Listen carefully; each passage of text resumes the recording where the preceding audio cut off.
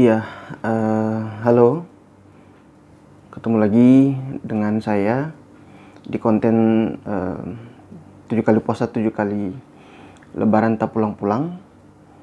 Dan alhamdulillah ini sudah masuk ke episode ke-21.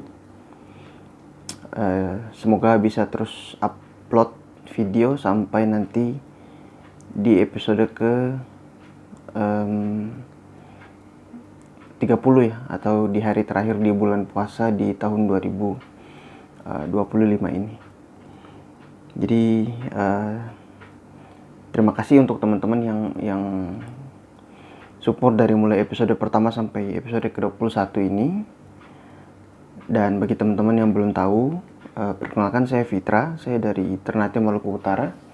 Dan di kesempatan kali ini, di konten kali ini saya pengen sharing aja terkait dengan pengalaman saya selama 7 tahun berturut-turut menikmati puasa dan juga lebaran di perantauan. Mungkin bagi teman-teman yang baru pertama kali atau mungkin sudah beberapa kali mengalami pengalaman yang sama, mungkin saya pengen coba sharing aja sih terkait dengan cerita saya. Barangkali bisa jadi tambahan motivasi juga bagi teman-teman yang sesama perantau.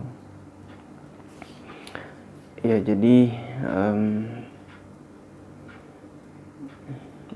kalau di episode kemarin, episode sebelumnya mungkin saya sudah cerita mengenai pengalaman saya selama pertama kali puasa dan juga lebaran di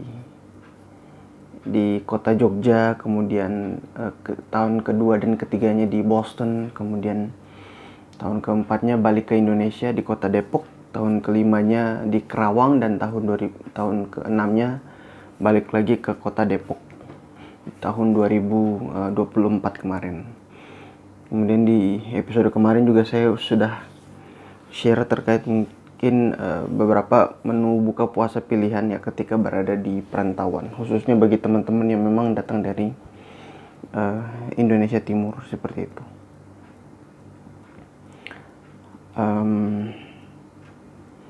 Nah ini sampai akhirnya di episode saya akan menceritakan terkait dengan puasa dan juga lebaran ke-7 kali. Di episode-episode nanti mungkin saya pengen sharing terkait dengan beberapa tips aja sih, atau mungkin cerita mengenai pengalaman saya ketika berada di perantauan. Nah di episode ke-21 ini pengen coba sharing tentang tips sahur ya. Tips sahur untuk teman-teman yang mungkin mengalami penyakit asam lambung atau penderita asam lambung. Barangkali ini bisa jadi tips juga buat teman-teman ketika berada di perantauan. Ya, jadi singkat cerita, saya tuh sebenarnya penderita asam lambung sejak tahun 2000, waktu masih mahasiswa sih. Gara-gara sering makan pedas. Nah kemudian akhirnya di tahun 2000 berapa ya, 2015 pokoknya mulai intens kena asam lambung itu 2015 sampai 2017. Ya kemudian akhirnya berobat, dokter ngasih beberapa obat segala macem dan ngasih beberapa tips gitu, dan alhamdulillah pelan-pelan di tahun 2018 itu mulai saya coba terapkan gitu ya. Dan alhamdulillah sampai sekarang tahun 2025 ini bisa dibilang frekuensinya cukup jarang gitu untuk kena penyakit asam lambung, terutama ketika berpuasa. Nah hal ini karena menu buka puasa, menu sahur yang saya santap atau saya makan. Jadi semenjak ya bisa dibilang semenjak ketika di Jogja tuh mungkin masih belum kali ya, tapi alhamdulillah walaupun demikian saya masih bisa tetap kontrol asam lambungnya sih ketika di Jogja. Nah puncaknya itu baru terjadi ketika di Boston, dimana saya tuh akhirnya mulai menemukan cara biar sewaktu puasa tuh tidak tidak asam lambung gitu, tidak asam lambung yang parah-parah banget sih. Sampai sekarang saya tetap implementasiin hal tersebut.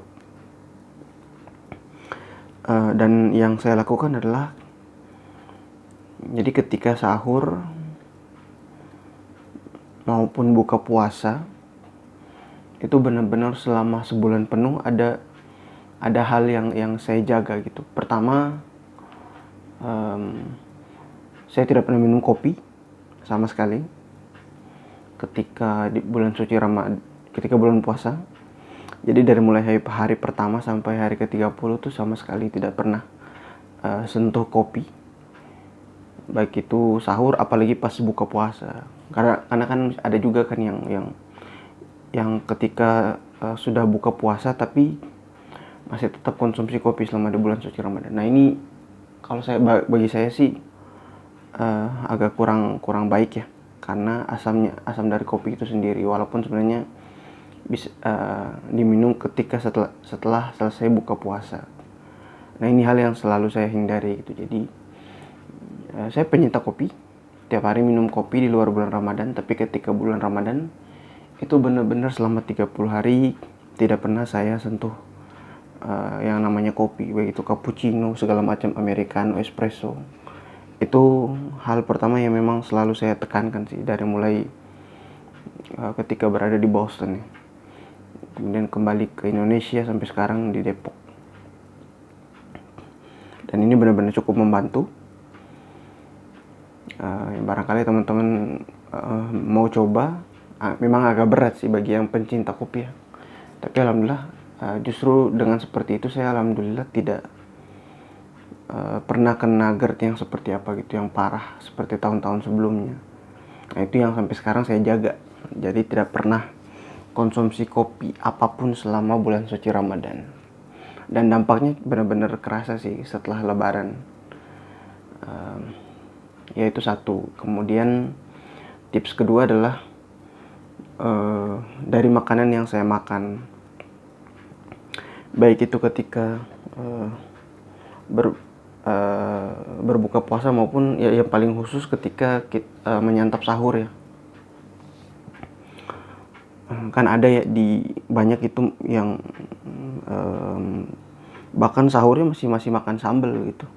Ini tubuh kita tuh sementara kita akan maintain selama beberapa jam ke depan, tapi input yang kita masukkan tuh sekacau sambal, kemudian makanan yang berlemak, yang berminyak, ya kayak yang pedas-pedas, kayak berkuah pedas.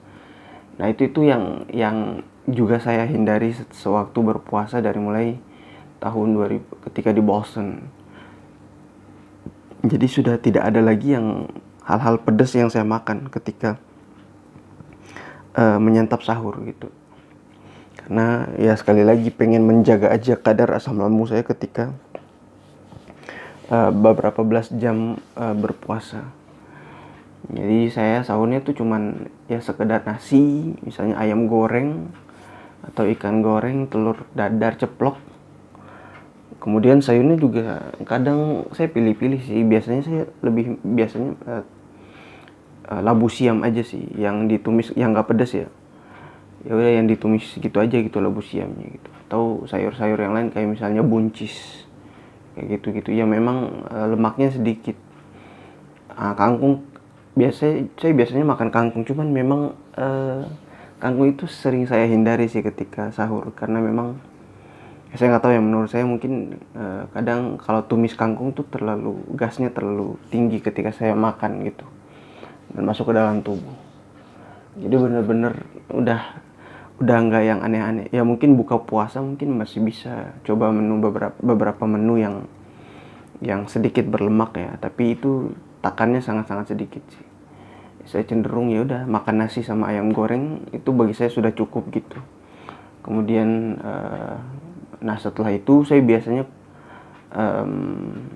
minum air putih yang cukup banyak ya, walaupun konsekuensinya adalah sering pipis, sering buang air kecil ya, bolak-balik kamar mandi, bolak-balik masuk keluar kamar mandi, itu yang jadi konsekuensi. Tapi bagi saya ya kan ujung-ujungnya ketika berpuasa tuh yang jadi kunci utamanya adalah rasa haus sebenarnya, bukan rasa lapar. Rasa lapar belakangan. Karena orang buka puasa kan biasanya minum dulu, bukan makan dulu kan. Nah itu tuh yang memang saya jaga. Jadi makanan yang tidak pedas dan makanan yang tidak berlemak itu jadi makanan saya ketika sahur.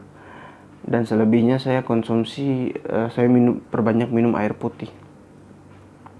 Dan biasanya beberapa kali sering saya tutup dengan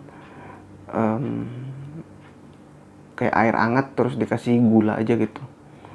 Kadang bisa teh manis, tapi kadang lebih sering saya minum air hangat pakai gula aja gitu, kayak air gula. Kalau orang Ternate bilangnya air gula.